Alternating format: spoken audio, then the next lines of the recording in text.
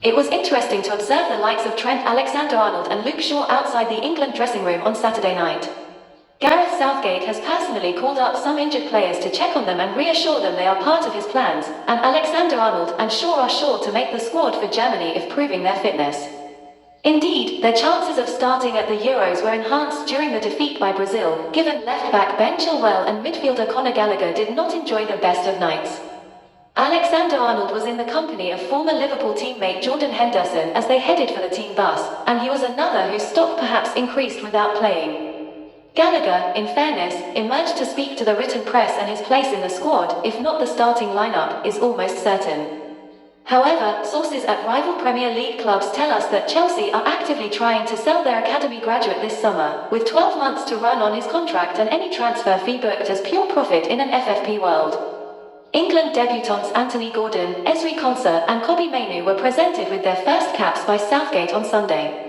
Konsa started as a substitute before replacing Kyle Walker after 20 minutes, and, as he collected his red cap in front of the squad, Southgate joked, "Easy, 20 minutes in, came on and marked Vinicius Jr., not a bad start." But it sounded like the heartiest applause from teammates and staff was reserved for Mainoo, the 18-year-old who began the week with the under-21s and ended it dribbling past Brazilians at Wembley.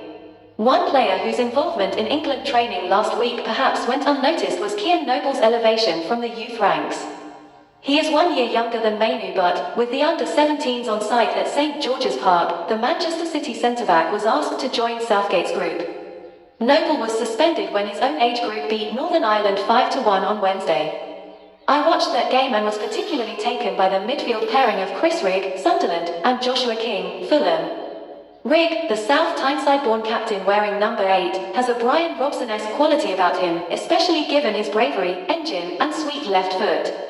England coach Jimmy Floyd Hasselbank did not hold back in the Wembley tunnel when letting the fourth official know of his displeasure with the first half officiating, counting out the number of fouls Brazil had made. He even gave defender Danilo a piece of his mind when he got involved. It was not the Dutchman's first animated exchange of the evening. In the moments before kick-off, and leaving the pitch after the warm-up, he and Jude Bellingham were locked in a debate heading towards the tunnel. Nothing to suggest it was anything other than a healthy discussion, but the body language of both suggested they weren't necessarily in agreement. Bellingham, it should be noted, has not flown home and is still available for England's selection.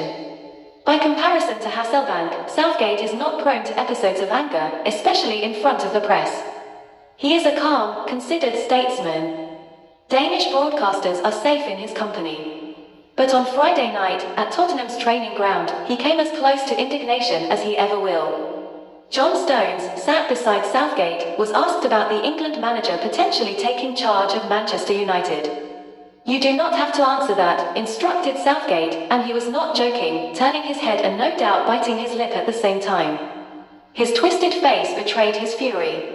Stones answered nonetheless, with all the diplomacy you'd expect of Southgate, and on we went. It was, though, a telling insight into what roils the Three Lions boss. For matters pertaining to his own situation, his players are off limits. T.